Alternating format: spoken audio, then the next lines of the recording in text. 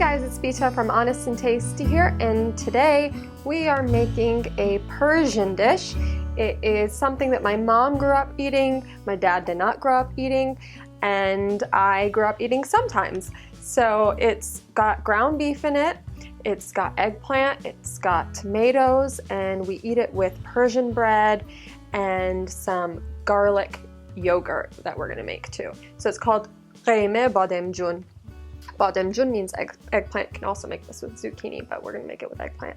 So I have got a big eggplant here. I just lopped off the top and I'm just gonna slice it up. To make it easier to eat, I'm just going to cut it up. So the first thing we're gonna do is sort of steam the eggplant so that when we fry them, they're not going to suck up all of the oil. Instead, they're going to have been cooked already, and if you just cook them in oil first, they're just going to absorb all the oil because they're like sponges. So we're going to prime them in water. And this is just a one-pan dish. It's super simple, which is the way I like to cook. If you follow me at all, you'll know that, and I don't really see a point in cooking any other way. I've got a pan with some water in it that will barely cover these. I'm just going to put them down in a layer in the water and just start simmering the water with the eggplant. I'm just trying to get all the eggplant I can in here in an even layer. We're going to do this in a few batches. So now just put the top on and let them essentially steam. Okay, so I've been cooking in batches because, well, there wasn't enough space for the whole eggplant. And that's okay. So we are almost done. It's just a couple minutes on each side is all it takes. And just set them aside, get rid of the water, and make it a little dry because we're going to put a tablespoon or two of olive oil on there so we can saute the eggplant. I'm going to put it on medium-high for now and just a bit of oil. And now we're going to put the eggplant back in a layer. And the same thing, cook for a few minutes on each side and don't touch it for a couple of minutes so we can get a nice sear on the eggplant. Here is our first batch of eggplant that I took out after searing on both sides for a couple minutes, and then I put another couple tablespoons of olive oil and put in the rest of the eggplant. That's exactly what you want to see. It gives so much flavor.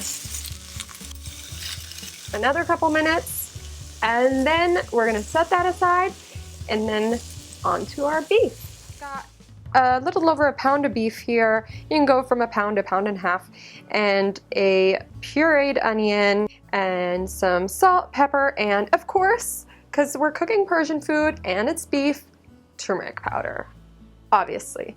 So with my hands, you don't have to use your hands if you don't want to, but it gets the job done better than anything else. So lately I really was craving Persian food, but I didn't know what to cook. Because I grew up eating Persian food, I tend to crave it a lot, especially if I've been cooking a lot of different cuisines besides Persian food. And so I really was craving Persian food, but I didn't really know what I wanted. And then I was talking to my mom one day when I was going to work, and she said that she was making herself this for lunch that day. And I was like, you know, that sounds really good, and I haven't had it in years. And I just was like, it's, you know, it's good home cooking, it's Persian food, it's good for my soul, and I need to make it. And so she inspired me, and obviously she deserves all the credit for my Persian recipes. I know this is my first Persian recipe on my YouTube channel, but I've got more on my blog, and she is the master of Persian food. The master, I swear. And so she deserves all the credit because all my Persian recipes, they're hers. And they're my favorite recipes. Persian food is my favorite food. I know I'm biased, but it's just, oh, more people should try it. See what I mean? There's more beyond just kebab too, but they do that so well too. Okay, so I'm just gonna give my hands a sprinkle of water. No, just kidding. I'm gonna wash my hands with soap and water, get them good and clean. Look at all this turmeric and beef. And then we're gonna start cooking the beef. And into the same pan on high heat, we're gonna go ahead and add all of this beef mixture. And just break it up. So now we're waiting for the beef, and in the meantime, I'm just gonna cut up this tomato. I've got an heirloom tomato here. You can use whatever you want, just something fresh. And I'm gonna cut it up into segments. And the next thing we're gonna prepare is our garlic yogurt. That's gonna go right on top of the beef and the tomato and the eggplant. If you don't like too much garlic, then you might just want to cut up some garlic. We do this sometimes too, where you just cut up the garlic and put it into the beef mixture towards the end, and you get some garlic flavor like that. But traditionally, we eat this with yogurt that has garlic in it. So I've got some Greek yogurt and some garlic that I minced up. Mix the two together. It's really this simple. This is all, nothing else, not even salt. And it's spicy. If you've ever had raw garlic before, it's spicy. But with the food, you don't really notice the spice that much. It's just got delicious flavor. And actually, I love the spiciness of it so much that I like to have it alone sometimes too. It's really, really yummy. It's fantastic with this dish. I wouldn't be without it. So all the liquids evaporated, and you can hear the sear of the beef and the fat that's remained. And I'm just gonna put some tomato paste in and start mixing that in. And when it's almost combined, I'm gonna put in the eggplant and the tomato. All of it goes in. And all of it goes in. It's just one big tomato. And just mix it all up. This is the whole thing. And after a while, everything will sort of come together and marry.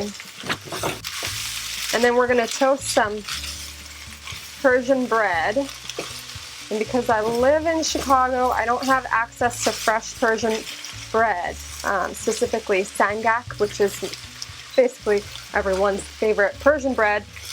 Traditionally, it's baked on rocks. Sang means rock, so sangak is the bread. And there's a bunch of grocery stores in Southern California, where I'm from, that make fresh sangak bread. And we're gonna eat it with that and yogurt, and it's gonna be great. My mom sent me the sangak bread for like a little care package. And so that's what we're gonna eat it with tonight, and that's what you traditionally would eat it with. But when I made this last time, we had it with pasta, with macaroni pasta, like elbow macaroni, and it was awesome with it. This is such a versatile, wonderful dish. Simple dishes are the best. I don't care what anybody says. Simple is the way to go, and not just with food, everything, right? It smells so good. Perfect. Look at that beautiful color. We're gonna have a little bit of the toasted sangak that I have here with it. And I'm just gonna take a bit and make the smallest, what we call lokme, with it, which means like a little bite, like a little mini sandwich. And I'm gonna put some of the yogurt on it. And we also have some, I've just washed some radish and green onion and cilantro, and that's something that's called sabzi khordan, which just means greens that you eat on the side. And it's like, if you don't have salad, this is what we either have salad or this or both. So Persian food is always very healthy. And let's see, just a little. Okay. Oh my God.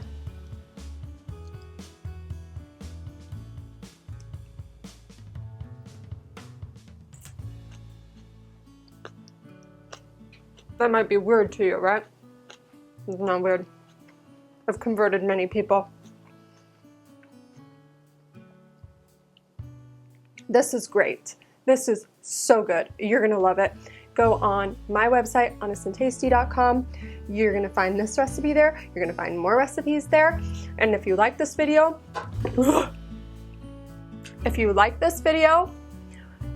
comment, subscribe, like it, and I'll see you guys later.